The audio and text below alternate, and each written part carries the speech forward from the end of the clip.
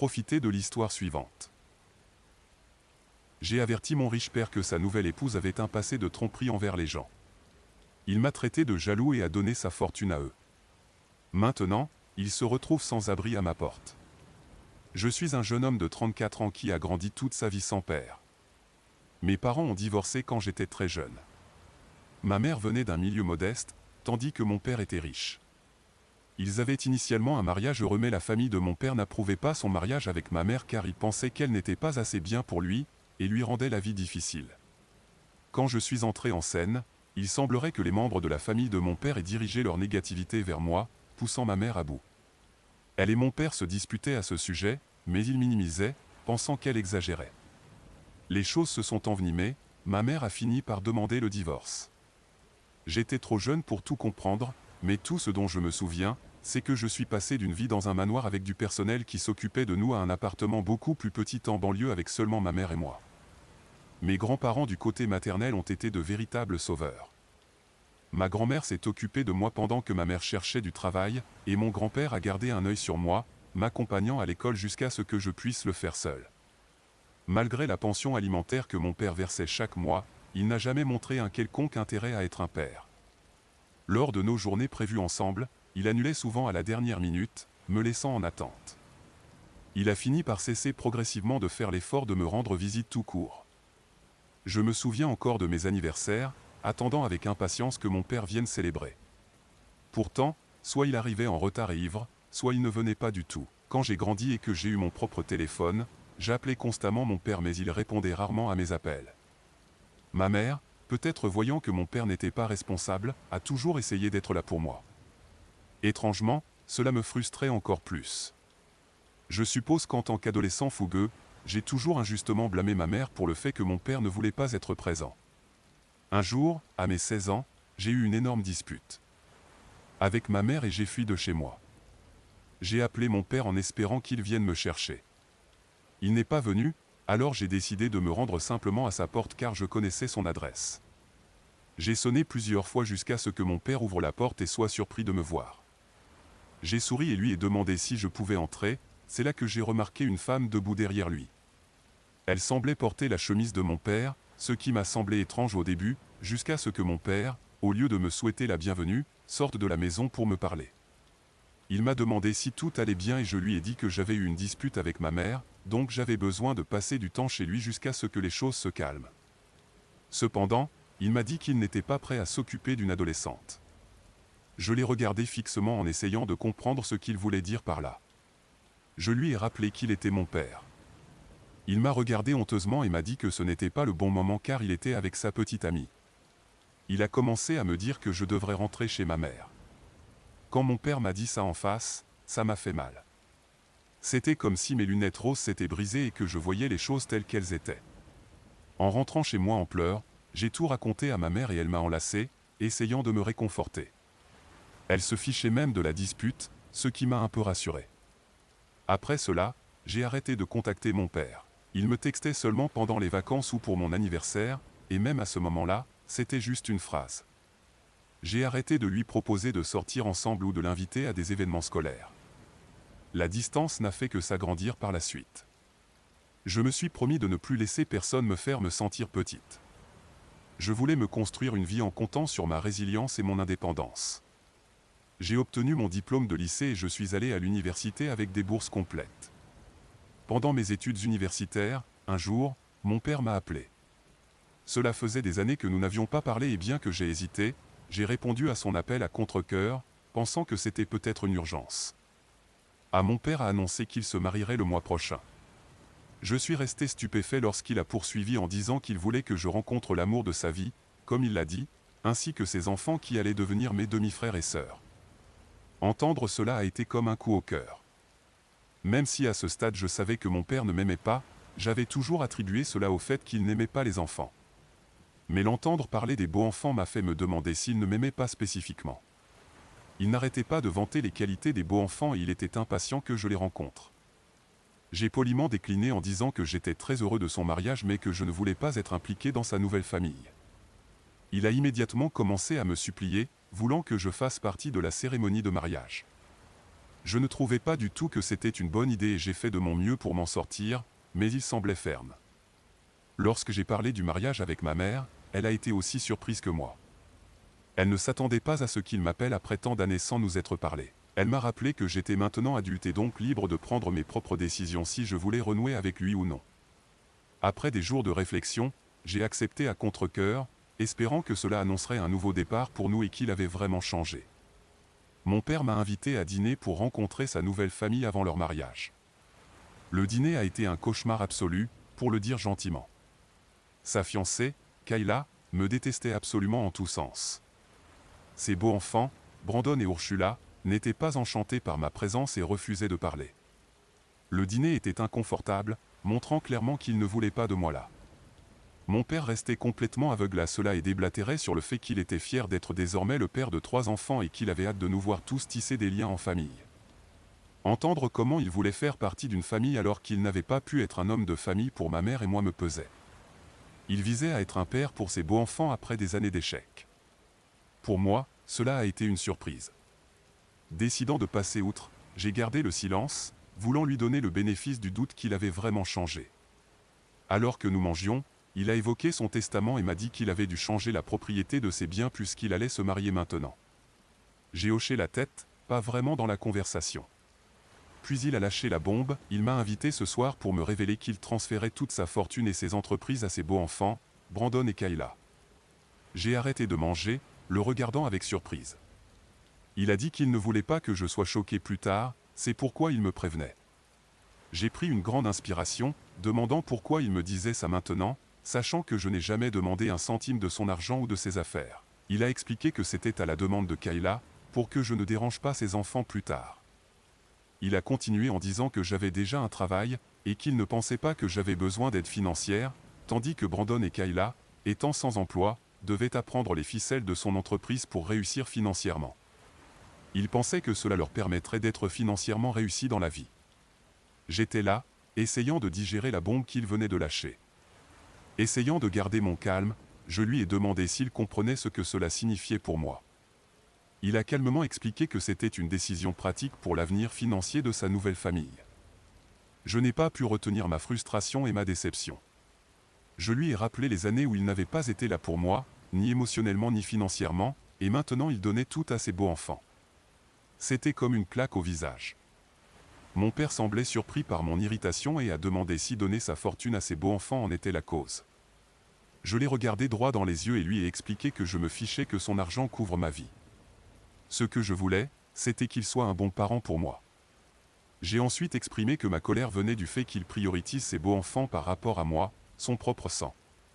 En réponse, mon père a tenté de justifier ses actions, disant que je ne devrais pas être jaloux de Brandon et ainsi il a agi envers tout le monde de la même manière. Mais la vérité était que ces paroles n'ont fait qu'accentuer la blessure, soulignant le contraste flagrant entre la façon dont il traitait son enfant biologique et ses beaux-enfants.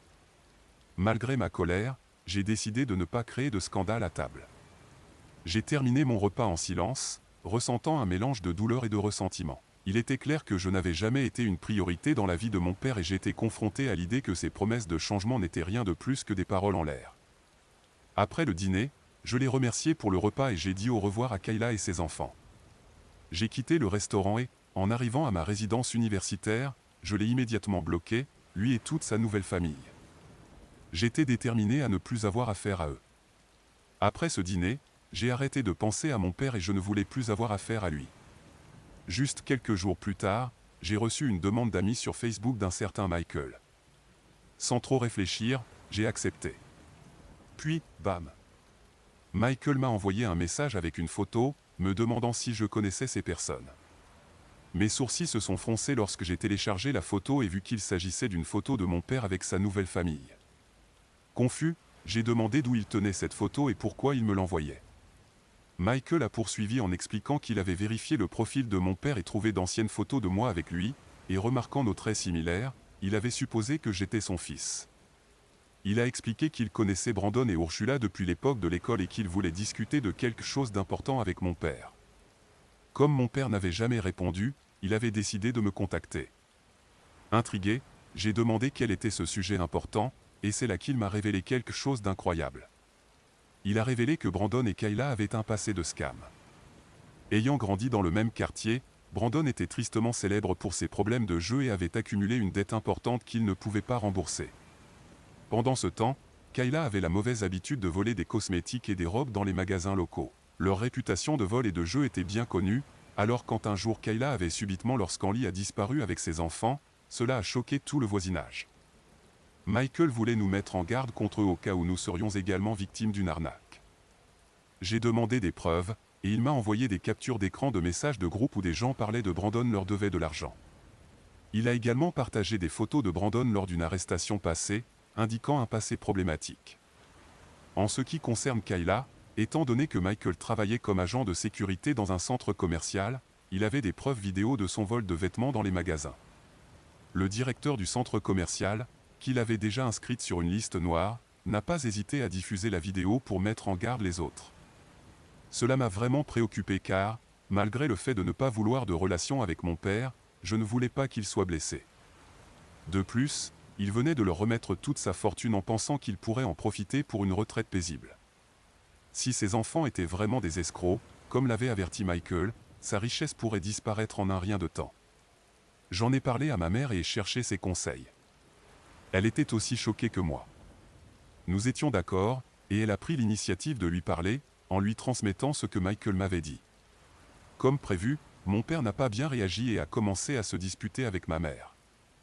Malgré le récit complet, il refusait de nous croire, suggérant que je pourrais inventer cette histoire pour mettre la main sur sa fortune. Même lorsque ma mère a essayé de lui montrer les preuves que Michael m'avait envoyées, il les a refusées, affirmant que Brandon et Kayla ne pouvaient pas être impliqués dans de telles choses. Ma mère est une femme directe et elle l'a immédiatement recadré. Elle lui a rappelé que nous avions fait notre part en l'avertissant, et que c'était à lui de décider de la suite. Mon père continuait de nier toute implication de ses précieux beaux-enfants dans des arnaques. Il m'a même envoyé un email, car il n'arrivait pas à me joindre par téléphone ou message, vu que je l'avais bloqué, me disant que j'étais allé trop loin cette fois-ci et qu'il ne pouvait pas croire que je cherchais à saboter sa relation avec ses beaux-enfants. J'étais furieux et j'ai décidé de laisser tomber. Je savais que sa karma allait finir. Il était en train de lire un livre quand la sonnette a retenti. Il avait laissé toute sa fortune à ses beaux-enfants, qui avaient un passé d'escroc. Même après que je l'ai prévenu, il m'a accusé au lieu d'examiner leur passé, donc j'avais fait ma part et il n'y avait plus rien que je puisse faire. C'était la dernière fois que j'ai entendu parler de mon père. Ma mère et moi l'avons coupé définitivement. Des années ont passé après cet incident. Ma mère s'est finalement mariée à un homme merveilleux nommé Luc. Il est un partenaire fantastique pour elle, et j'apprécie passer du temps avec lui. J'ai obtenu mon diplôme universitaire et je travaille actuellement dans une excellente entreprise. Au beau-père des ans, ma mère et moi avons appris par nos amis communs que mon père n'allait pas bien. Comme prévu, ses nouveaux enfants épuisaient lentement sa richesse et les entreprises accumulaient beaucoup de dettes. Nous n'avons jamais interféré ni pris la peine de prendre de ses nouvelles. J'avais emménagé dans mon propre appartement et profité de ma liberté et de mon indépendance en tant qu'adulte. Un jour, la sonnette a retenti. En ouvrant, j'ai été surpris de voir mon père se tenant là, une ombre de l'homme qu'il était autrefois. Je ne pouvais pas croire à quel point il était différent, et je lui ai demandé si tout allait bien. Je lui ai demandé ce qu'il faisait là. Il m'a expliqué qu'il était dans une impasse et n'avait nulle part où aller. Il était allé chez ma mère mais personne n'avait répondu chez elle. Je lui ai informé que ma mère était en vacances avec son mari. Il m'a alors dit qu'il avait dû contacter nos amis communs pour obtenir mon adresse et pouvoir venir me voir. Il m'a demandé s'il pouvait entrer un moment. Entre compassion et années de ressentiment, je l'ai laissé entrer à condition qu'il ait 10 minutes pour s'expliquer avant que je lui demande de partir. La tension était palpable alors que je lui faisais signe de s'asseoir, réprimant la tempête d'émotions qui bouillonnait en moi. Nerveusement, il a avoué qu'il avait perdu toute sa fortune à cause de Kayla et Brandon. Je n'ai même pas sourcillé à la nouvelle, car je savais que cela arriverait un jour et j'avais. Je l'avais averti il y a des années. Il continua en expliquant qu'ils avaient plongé l'entreprise dans une dette importante, incapable de rembourser leurs prêts. Par conséquent, la banque avait saisi leur maison familiale en guise de remboursement. Maintenant, il se retrouvait sans domicile, vivant dans un motel. Lorsqu'il essaya de parler à Kayla des actions de ses enfants, elle se mit en colère et le menaça de divorce. Elle lui dit que ses enfants essayaient simplement de faire ce qu'ils estimaient juste et qu'il ne devrait pas les critiquer pour cela. Je l'écoutais tranquillement, mais à ce moment-là, je ne pus m'empêcher d'interrompre. Je lui demandai pourquoi il était si surpris de ce qu'ils avaient fait alors que je l'avais averti de cette situation précise.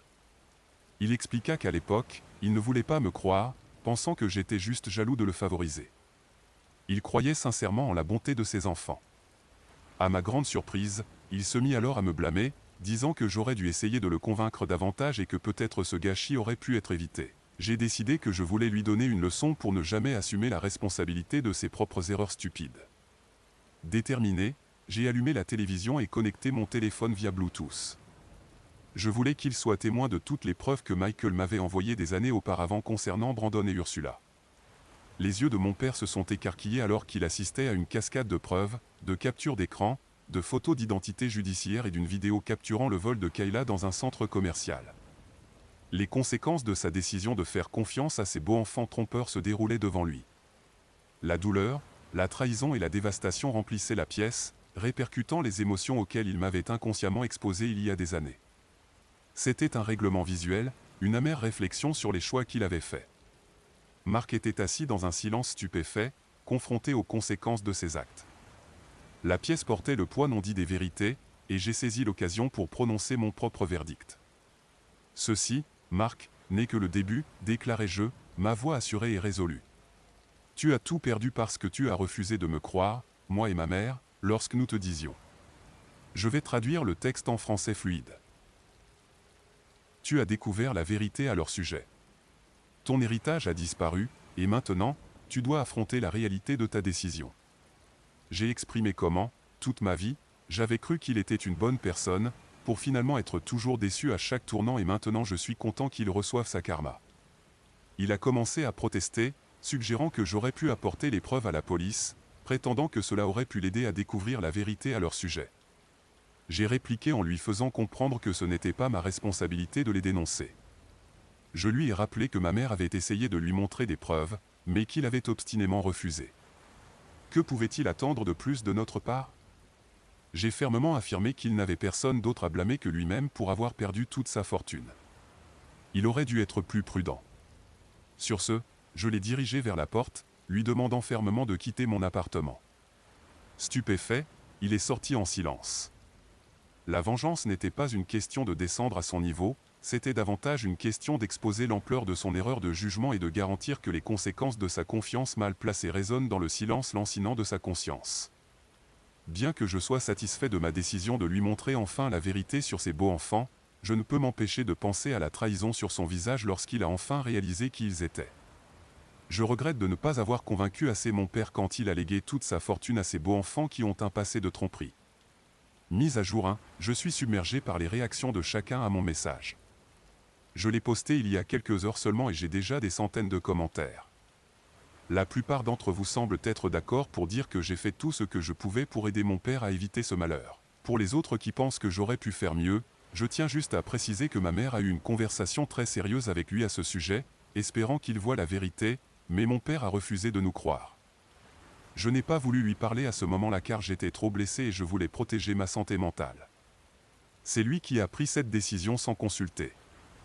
Il semblerait que ton père traverse une période difficile. Il est important de rester calme et de lui offrir le soutien dont il a besoin. Parle avec lui lorsque vous serez prêt, mais assure-toi de le faire comprendre qu'il doit prendre soin de lui-même. Ta mère semble également prête à aider, ce qui est une bonne chose. Restez unis en famille et prenez soin les uns des autres.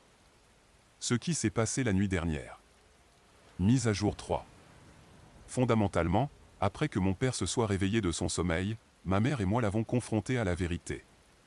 Il semblait réticent à en parler, alors je lui ai demandé fermement de ne pas perturber mon sommeil en m'appelant de nouveau en pleine nuit. Il s'est excusé, expliquant que la raison pour laquelle il hésitait à nous dire quoi que ce soit était parce qu'il avait honte. Il a ensuite révélé que Kayla l'avait quitté.